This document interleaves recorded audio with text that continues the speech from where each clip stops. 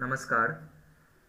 आज हम farming in Palampur के दो टॉपिक को पढ़ने वाले हैं। ये दोनों लास्ट टॉपिक होगा इस टॉपिक का। सिक्स्थ एंड सेवेंथ टॉपिक, ये दोनों सब टॉपिक हैं। सिक्स्थ टॉपिक है the capital needed in farming, खेतों के लिए आवश्यक पूंजी। अब जानते हैं कि फार्मिंग के मॉडर्न मेथड में अधिक मात्रा में कैपिटल चाहिए होता है, अधिक कैपिटल की आवश्यकता पड़ती है। आखिर अधिक कैपिटल की आवश्यकता क्यों पड़ती है? अब जानते हैं कि मॉडर्न मेथड में, फार्मिंग के मॉडर्न मेथड में फार्मर्स को HYV सीड्स, फर्टिलाइजर्स, पेस्टिसाइड्स,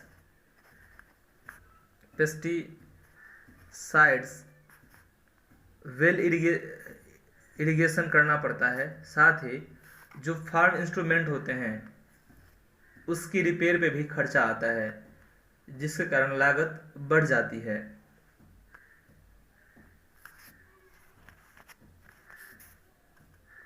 जो मोस्ट स्मॉल फार्मर हैं उनके पास ये कैपिटल नहीं होता है। उनके खेतों में प्रोडक्शन इतना कम होता है कि वे अगले साल की खेती के लिए वर्किंग कैपिटल के तौर पे कैपिटल को सेव नहीं कर पाते हैं।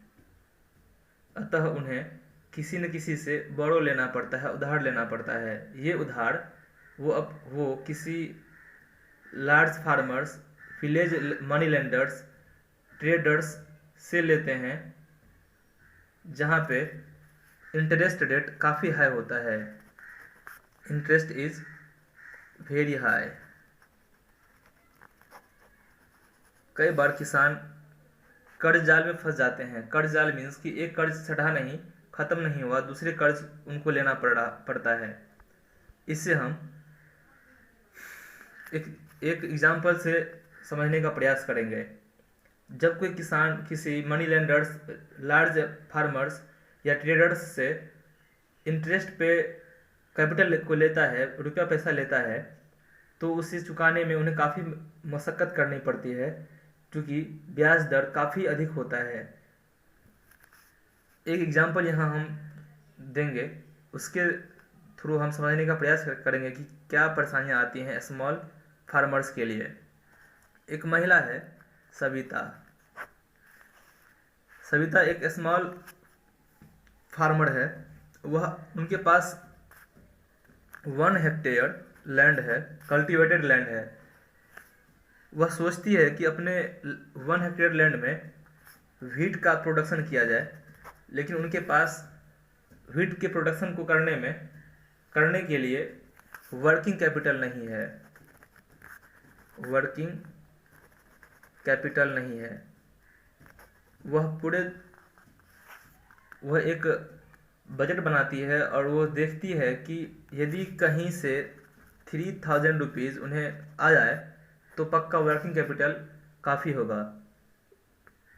लेकिन उनके पास पैसे नहीं हैं, इसलिए वह गांव के ही एक बड़े किसान, एक लार्ज फार्मर जिनका नाम तेजपाल सिंह है, तेजपाल सिंह के पास पहुंचती है वर्किंग कैपिटल के लिए। तेजपाल उसे 3000 रुपया तो देता है, लेकिन इंटरेस्ट रेट 24% है, और वह 2 तरह की शर्तों को रखता है। एक शर्त है कि ये रुपया वो 4 महीने के बाद लौटा दे, आफ्टर 4 मंथ। और दूसरा कंडीशन है कि जब गेहूं की कटाई होगी तो सविता उसके खेत में 35 रुपीज़ पर डे के वेज पर काम करे। दोनों सामाजिक रूप से अनुचित है। एक तो तेजपाल सिंह हाई इंटरेस्ट ले रहा है, दूसरी तरफ वो सविता को वेरी लो वेज दे रहा है काम के बदले। सविता सब कुछ समझती है। वो जानती है कि उसे 1 हेक्टेयर के खेत में गेहूं की कटाई तक में काफ़ी मेहनत करना पड़ेगा। इसके बाद तेजपाल सिंह के खेतों में जाके काम करना पड़ेगा। ये काफ़ी जब कटाई का समय होता है तो काफ़ी वो व्यस्त वाला समय होता है, व्यस्त वाला दिन होता है। सविता की के 3 बच्चे भी हैं और उनका पालन पोषण की जिम्मेदारी सविता पे ही है। सविता इस कठोर शर्त को इसलिए मान लेती है क्योंकि सविता जानती है कि उसे कोई और बोरो नहीं देगा, लोन नहीं देगा, और यदि मिलता भी है तो इंटरेस्ट हाई ही होने वाला है और इसी तरीके की शर्तें होती हैं। आप अपने आसपास भी देखें तो सविता की तरह ही कई फार्मर्स मिल जाएंगे आपको जो इन सब परेशानियों को फेस करते हैं। आप कल की क्लास में देख पाए थे कि इंडियन गवर्नमेंट ने 2011 में जो न्यू मिनिमम वेज है, लेबर वेज है, वो 115 रुपीज़ पर डे फिक्स्ड किया था। हालांकि अब ये बढ़ गया होगा, शायद दुगुना हो गया हो, लेकिन इसके अकॉर्डिंग भी पालमपुर में 80 रुपीज़ पर डे समोखन को मिला करता था। यही स्थिति पालमपुर के कमोबेश अधिकांश किसानों की भी है। आखिर वेज कम होने का कारण एक कारण खुद पालमपुर वाले हैं, क्योंकि पालमपुर में मजदूरों की संख्या काफ़ी अधिक है और काम बहुत कम है। जहाँ काम कम होती है और लेबर की संख्या अधिक हो जाए तो वहाँ पे कंपटीशन होता है, और जब कंपटीशन हो तो फार्मर्स या फिर जो लेबर हैं वो कम रेट पे भी काम करने के लिए, कम वेज पे भी काम करने के लिए तैयार रहते हैं। इसलिए पालमपुर में खेतीहर मजदूरों की आय काफ़ी न्यूनतम मजदूरी से काफ़ी कम है। अभी हम देखें एक एग्जांपल के द्वारा कि एक स्मॉल फार्मर सविता किस तरीके से अपने खेतों में वर्किंग कैपिटल की व्यवस्था करती है। लेकिन हम ये भी जानेंगे कि जो बिग फार्मर, जो लार्ज फार्मर हैं या जो मीडियम फार्मर हैं, वो वर्किंग कैपिटल की व्यवस्था कैसे करते हैं। इसके लिए हमें पॉइंट 7 को पढ़ना पड़ेगा। पॉइंट 7 है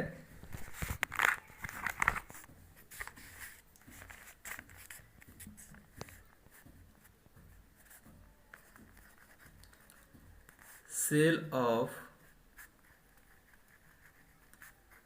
सरप्लस फार्म प्रोडक्ट्स।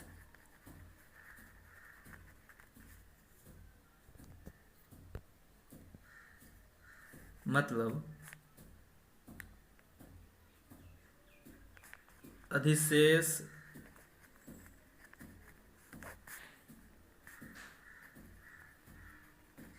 कृषि उत्पादों की बिक्री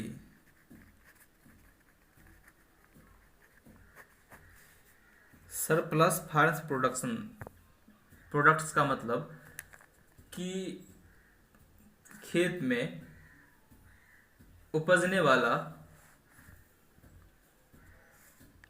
गेहूं या फिर धान, कुछ भी हो सकता है, उपजने वाला अनाज जो पर्सनल यूज के अलावा बच जाता हो। मान लेते हैं कि कोई एक फार्मर है और उसके खेत में 2 क्विंटल गेहूं उपजता है और उसकी खपत सिर्फ और सिर्फ 50 kg पर ईयर है, मान लेते हैं। तो बाकी जो बच रहा है 150 kg, इसे वो बेच देगा। यही सरप्लस प्रोडक्ट्स है।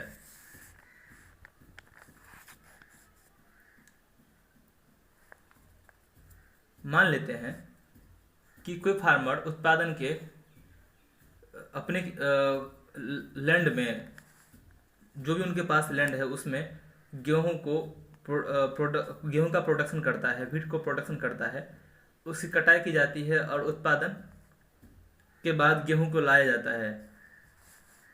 आप अपने क्षेत्र में भी देखें तो क्या हर एक किसान गेहूं को अपने घर में ही रखता है? नहीं, वो गेहूं के कुछ हिस्से को बेच देते हैं।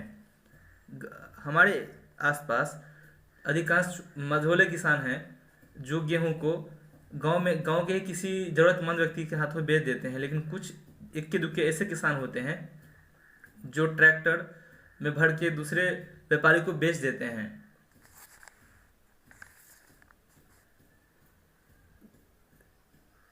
गांव के मनसुख पालमपुर के मनसुख और सविता जैसे किसानों के पास इतनी आमदनी या इतना उत्पादन नहीं होता है कि वो अपने उत्पादित फसल को बाजार में या किसी दूसरे हाथों बेच सके। वे अपनी ज़रूरतों के लिए ही रखते हैं ताकि उनके परिवार वाले साल भर तक उस अनाज का प्रयोग कर सके। लेकिन जो मझोले और बड़े किसान हैं, जो मीडियम और लार्ज फार्मर हैं, वे अपने प्रोडक्शन का एक खास हिस्सा को बाजार में बेच देते हैं।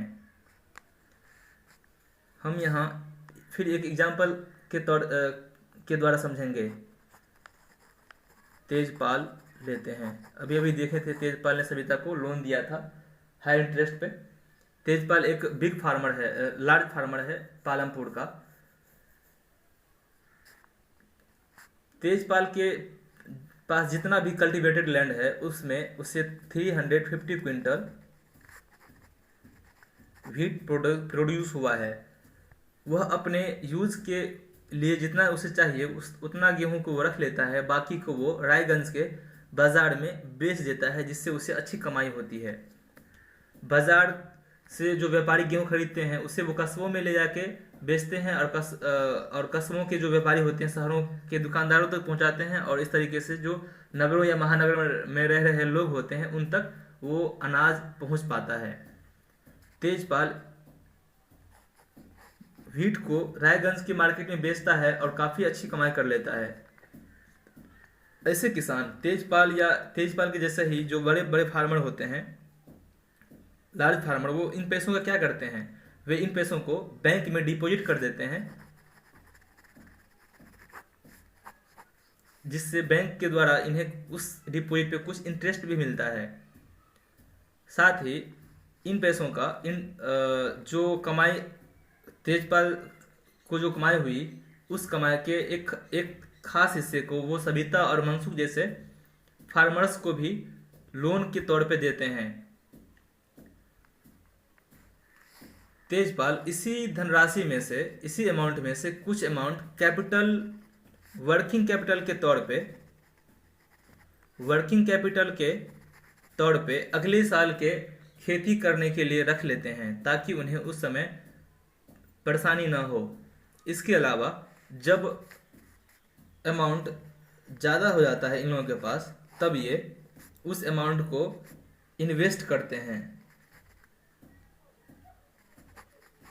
क्योंकि ये फार्मर हैं तो फार्मिंग से रिलेटेड इंस्ट्रूमेंट को वे खरीद लेते हैं, जैसे ट्रैक्टर हुआ, हार्वेस्टिंग मशीन हुआ, इस तरह की मशीनों को ये खरीद लेते हैं। और तेजपाल भी यही करता है, वो एक ट्रैक्टर को लेता है और इस तरीके से उसके फिक्स्ड कैपिटल में बढ़ोतरी होती है। आप पहले इस चैप्टर के पहले ही पार्ट में फिक्स्ड कैपिटल के बारे में पढ़े थे कि ऐसा कैपिटल जिसका इस्तेमाल लंबे समय तक किया जाता हो और बार बार यूज किया जाता हो, वो फिक्स्ड कैपिटल में आता है। तो ट्रैक्टर या हार्वेस्टिंग मशीन जो है, वो थ्रेशर मशीन है, ये सब फिक्स्ड कैपिटल में आता है। इरिगेशन के लिए भी वो कुछ मशीन को खरीद ले तो वो भी फिक्स्ड कैपिटल में ही आता है। इस तरीके से तेजपाल के इनकम में बढ़ोतरी होगी। इसके फिक्स्ड कैपिटल से भी इसे आमदनी लगातार होता रहेगा। तेजपाल के जैसे ही दूसरे लार्ज फार्मर और मीडियम फार्मर अपने प्रोडक्शन का एक खास हिस्सा बेच देते हैं और उस कमाई के एक खास हिस्से को, एक भाग को, एक पार्ट को वे अगले सीजन के लिए इन फार्मिंग में इन्वेस्ट करने के लिए रख लेते हैं, और कुछ हिस्सों को वे सविता या फिर मनसुख जैसे किसानों को ब्याज पे देते हैं अथवा वे बैंक में डिपॉजिट कर देते हैं। इस तरह से वे अपने खेतों के लिए पूंजी की व्यवस्था अपनी बचत से कर लेते हैं, जबकि सविता या मनसुख ऐसा नहीं कर पाया करते थे। सविता जैसे किसानों को, जो स्मॉल फार्मर हैं, उनको लोन लेना पड़ता है इन जैसे किसानों को। साथ ही जो बचत है, जो सेविंग अमाउंट है, उस अमाउंट का ऐसे किसान दुकान खोलने, ट्रक या कोई भी ट्रांसपोर्ट सिस्टम लेने या फिर कैटल लेने के लिए इस्तेमाल करते हैं, ये लोग उस कैपिटल का एक खास हिस्सा नॉन फार्मिंग एक्टिविटी में भी लगाते हैं। इस तरीके से ये आप लोगों का फार्मिंग इन पालमपुर का टॉपिक खत्म हुआ। अब हम नेक्स्ट टॉपिक को पढ़ेंगे, non farming activity in Palampur, जो कल स्टार्ट होगा। यहाँ तक में यदि किसी को कोई कन्फ्यूज़न या कोई भी डाउट हो तो कृपया ज़रूर बताएंगे। धन्यवाद।